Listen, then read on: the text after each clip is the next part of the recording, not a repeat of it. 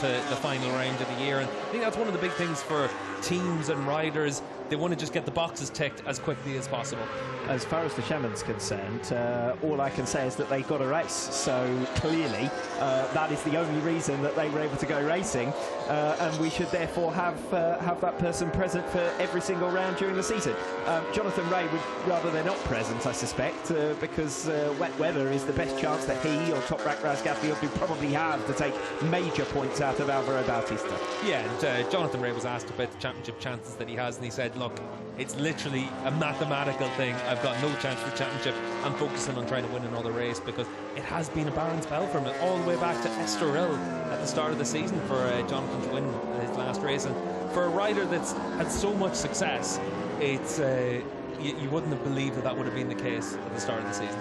No, and of course a winless run for Jonathan Rea, that's the longest of any during his Kawasaki career, but it's also the longest run that Kawasaki have had without a win in more than a decade. So it's just as galling for the Green Machine as it is for Jonathan Rea himself. Yeah, because I think it's very easy to forget just how, for years, Kawasaki was the reference, has been the reference, the team, the bike, the riders. But the game moves on, and you take things for granted in racing, and certainly Kawa's success for such a prolonged period was something that was very special. You look at the 3 years where Tom Sykes was really competitive, could have won the championship each year. Rea comes in, wins 6 in a row. We've never seen something like that, and certainly from what we've had over the last few years, it just shows how quickly things can turn, and you go from being that reference point to suddenly doing the chasing, and they're doing so much chasing right now. And unfortunately for them, until you're really able to make a big step forward with the bike, and in superbike racing where you're a production-based bike, that means effectively until a new bike model comes out, you're just trying to just maximize what you have available to you. And for Rea and for Kawasaki, they just need a little bit more. Well, it isn't better for Jonathan Rea, but it's probably better from a neutral's perspective. We've got the three manufacturers really genuinely fighting it out up at the top of the championship. Now, I suppose the discussion will be about what balancing looks like for 2023 and whether Kawasaki will bring themselves back into the picture. Yeah, there's a fair bit of balancing going on there for Rea as he turns into turn one. And I think that one of the big things we've heard an awful lot in the paddock is about weight, not penalties, but weight balancing in the course of the next couple of years. Manufacturers have said that 2024, that looks very likely to be the case, but obviously there's been motions to try and bring that forward, and it's going to be interesting to see if over the winter something changes about that, because it's always worth remembering Ducati haven't won a World Championship yet since Carlos Checa in 2011. Alvaro Bautista hasn't won a World Championship here in World SBK, and until that happens, you have to wait and see as well. And certainly for Ducati, you would expect that something will change going forward. We've seen Kawasaki obviously have balancing in the past where they've lost engine revs, they've lost performance, and it's brought everyone closer together. You would expect that it is something that's going to be looked at as well in the winter, to be able to see if something can be done about the V4 and the performances that we've had in the second half of the season. But also the second half of the season, the tracks were always going to suit Bautista and Ducati. They've had success at a lot of them in the past, and we knew that that was going to be the case. Yes, you almost feel like Bautista and Rinaldi need to be finishing 4th and 5th in the remaining 2 rounds, don't you, to make sure that goes under the radar a little bit. But I think the pace of Bautista and the Ducati, the combination of the two in particular, Bautista's been at pains to say, well, look, I am the only Ducati in the top 3 in the championship. It's not like the other Ducatis are all up here with me and dominating. And he's prickly at times about some of the comments that people make when they refer to the manufacturer or refer to the bike. Yeah, and I think it's naive to think that it's only the fact that Alvaro's up there at the front. There's only Toprak on the Yamaha up there winning races. Jonathan Rea the same with Kawasaki through the course of this season. There's been that step. It's when you look at the second group battle, and how often whenever it's a Ducati rider at the front of that group, how difficult is it for riders in that second group to make the moves. And I think that's been pretty telling. And I think Argentina, we saw that when Jonathan Rea was an awful lot faster in a lot of sections than Axel Bassani, but he couldn't make the move because he knew that down the long back straight he just wasn't going to be able to fight with him. We saw the same with Lowe's against Rinaldi at the start of race 2 as well, where he was able to close onto the back of Rinaldi, and then the Ducati, a bit like what we're seeing now in the onboard from Toprak, just edges away down the straight. And that's the big challenge that you have. There's not much difference between the 3 manufacturers in terms of their overall lap time, but how they generate that lap time means that so we certainly expect to see quite a few riders put in some fast times. Now that's Eugene Laverty that's gone down. And Laverty falling in the final minute, so he's not going to lose too much here. He's going to get the bike back up. His penultimate weekend, of course. He's set to retire at the end of this 2022 season. Hopefully he's okay after this spill. We'll see it here. Yeah, and you can see there for Laverty just giving another illustration of just how easy it is to have a crash here in these conditions. And once you're that little step offline, you don't really have much choice or much chance of saving something that just comes away so quick. For Laverty down in towards turn 2, and that you're trying to do that to be able to give each other a little bit of feedback, trying to use that to really be able to step something up for tomorrow's sessions as well. And for Baz, we'll wait and see what he's able to do in the closing moments of the session. As it is right now, he's down in 17th fastest, and he was only a tenth of a second slower than his teammate on the time, so you'd expect to see Baz make some progress from that. Scott Redding and Michael van der Mark closely matched on the factory BMW seats as well, and 13th and 14th fastest. So for Loris Baz, needs to find about a second to get on the pace of the fastest BMW. Yes, Redding just making his way to start his final flying laps, his final stint of free practice 2, as we see Michael Ruben Rinaldi cross the line. New personal best from him, 1 minute 34.590. That's half a second down on Toprak Razgatlioglu, who we pick up here in the wake of Garrett Gerloff heading down towards turn number 1. And we'll see. Didn't look like Toprak could quite get alongside Gerloff in the braking zone. Yeah, and I think that's a good indication of just how tricky it is when you're that little bit offline. Toprak not even trying to get alongside Garrett Gerloff despite having to run down the start-finish straight. Yes, we'll see if that continues to be a factor over the course of this weekend. Track position could be all important here in Mandalika. Final 4 minutes of free practice 2 then. Toprak Razgatlioglu, the man to beat, the fastest time of the day for P1, 1 minute 34.088. Alvaro Bautista over 3/10 of a second slower than that. And their championship rival Jonathan Ray currently down in 9th position, but set to make a major improvement here. Yeah, and for Bautista, he's given up pretty much all that lap time in Sector 1 as well, on a pretty consistent basis.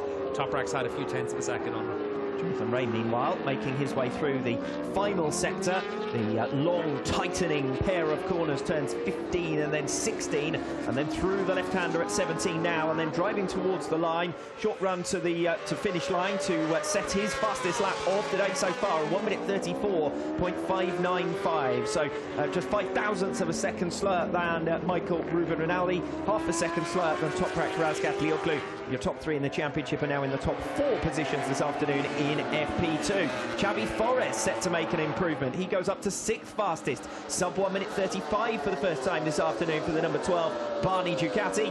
134.871 for Xavi Forés. That puts him up ahead of Axel Bassani once again.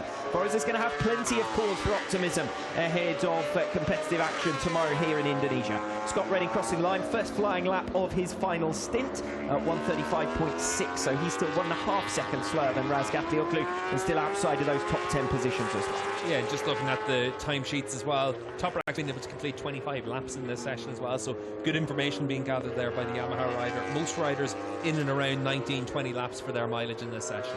And his teammate Andrea Locatelli coming on strong in the final minutes of this session as well, as he bids to move up into the top 10. Currently down in 15th place is Andrea Locatelli this afternoon. Heard from Paul Denning talking in terms of a slightly different structure to his Friday and to his weekend, so we'll see how that plays out in the final minutes of FP2. Locatelli coming towards the line here to move P7, new personal best sub 1 minute 35, so that's 7 riders now who've gone into the 1 minute 34s, and Bautista, Alvaro Bautista, might be about to become the first rider to go into the 1 minute 33s if he can hook it up through this final sector, because he's a 1/10 of a second better than where Toprak Razgatlioglu was on his fastest lap at the same point, and he is coming through the final 2 turns now. Jonathan Ray directly in front of him on track as a bit of a reference point, too far away to give him any slipstream advantage or anything like that, as Bautista comes to the line and sets a 1 minute 33.626, and that really is excellent from Alvaro Bautista. 4.5 of a second faster than Toprak Razgatlioglu. Yeah, and for Bautista, he was the fastest rider of all in sectors 2, 3 and 4 on that lap, so he's as close as he gets that ideal lap time as well for the fastest time for the day, and that's impressive stuff from Alvaro. Well, and a new personal best in sector 1 as well from Bautista on that lap, so making real progress. Alvaro Bautista all in one go. Dropped 3.5 tenths of a second in the first sector of his next lap, so it doesn't look like he's going to be able to improve. We're just half a minute away from the checkered flag falling on Friday's proceedings here in Mandalika, as Jonathan Rea just lets Alvaro Bautista go in front of him. Looks over his shoulder. He must have run wide there at turn 8. So Jonathan Rea then leaving Bautista to continue on, but it does look as though Alvaro Bautista is going to be your fastest man in free practice 2 this afternoon, and that rather comes as a surprise because Toprak has been the man to beat for much of today. Yeah, and for Bautista, really good lap right at the end of the session to be able to do that. We saw his times as well on his second stint, very consistent. So Alvaro and Ducati doing a really good job here on the opening sessions of the weekend. As Scott Redding bails on his final lap. Don't know whether that was Axel Bassani that he was, I think he and Bassani were out on the track together. I don't know whether it was frustration with himself or frustration with another rider around him there for Scott Redding. Well, Bassani's just had his lap time cancelled for exceeding track limits at turn 9. That was the corner before we saw Scott Redding, so he's probably a little bit annoyed at something that happened from Bassani when he rejoined the track. Well, I was also under the impression that it was an outlap from Bassani, so either okay, and we'll resume when we get underway with racing tomorrow afternoon here in Indonesia. Final lap over the line from Andrea Locatelli. It's not going to be an improvement for him, and that just about settles things as far as free practice is concerned. Looking good as far as Ducati are concerned in conditions similar to what we should see in the 2 feature-length races this weekend. Yeah, 4 Ducatis up inside the top 9 spots, so that's a good indication of just what they're able to do around here in these conditions. But there is a big margin between Bautista and Michael Ruben Rinaldi up there in third fastest, so round about a second between them. So certainly in the Super Bowl session you'll see that gap close right up as well, but for Alvaro Bautista, we know he's got his first opportunity to win the World Championship tomorrow. This is going to leave him where he'll probably sleep pretty well tonight. Yes, I think that he won't be expecting to get it done tomorrow. If he does, it's a bonus, but Sunday, and Sunday afternoon in particular, he'll really want this wrapped up before he travels to Phillip Island. Yeah, he did wrap up his 125 World Championship in Phillip Island, and that was with a few races to spare as well. So for Alvaro, he knows what it's like to get across the line to win a World Championship. Obviously, we saw him in World SBK in 2019 throw a championship away, so he's learned the lessons from that, and he's put himself in a position this weekend to get the job done. As Toprak Razgatlioglu continues to prove just how much he enjoys his racing, just how much he enjoys being out on the bike. And I think any time there's a contract negotiation, you say, no, you enjoy it too much. You don't need an improved contract agreement. Yeah, and any time that's said, I'm sure Keenan, his manager, is saying, tell you what, he's got a lot of TV coverage for the stoppies. Yes, that's for sure. Certainly plenty of airtime, both for the back tyre and indeed for the man himself, Toprak Razgatlioglu. Alvaro Bautista then is your fastest man in free practice 2. Toprak leading for, well, all of this morning and much of this afternoon as well, but Bautista comes up with that late lap to take P1 away. Michael Ruben Rinaldi makes it 2 Ducatis in the top 3. Xavi Forés and Axel Bassani also in the top 10. So strong afternoon in the high track temperatures for the Ducati riders. Jonathan Rea best the Kawasaki's with P4. We had 3 Yamahas up in the top 10 positions as well. Razgatlioglu second, Gerloff fifth, and Locatelli 7th. Xavi Vierge, the top Honda in P8 after a crash for Iker Lecuona. That and the incident earlier on for Hafiz Shireen, probably the main talking points or the main incidents and dramas of FP2. Combined times obviously identical to those we saw in free practice 2.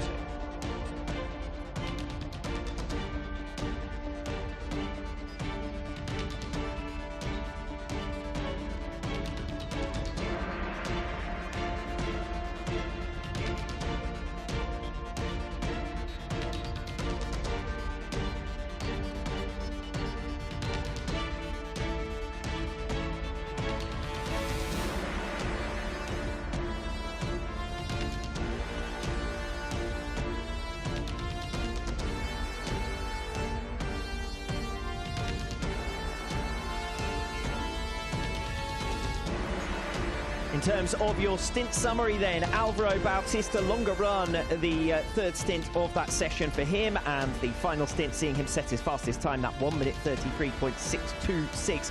Far faster than he went on any of his other laps. You see 1 minute 34.6 is there on that final stint. Toprak's third stint, a nice long one for him, 1 minute 34.088, but still setting lap times in the 34s right at the end of that stint. So some signs of strong long run pace for Razgatlioglu. 4 shorter stints for Michael Ruben Rinaldi. He sets his final time at the last as track conditions gradually improve, 1 minute 34.590 from him.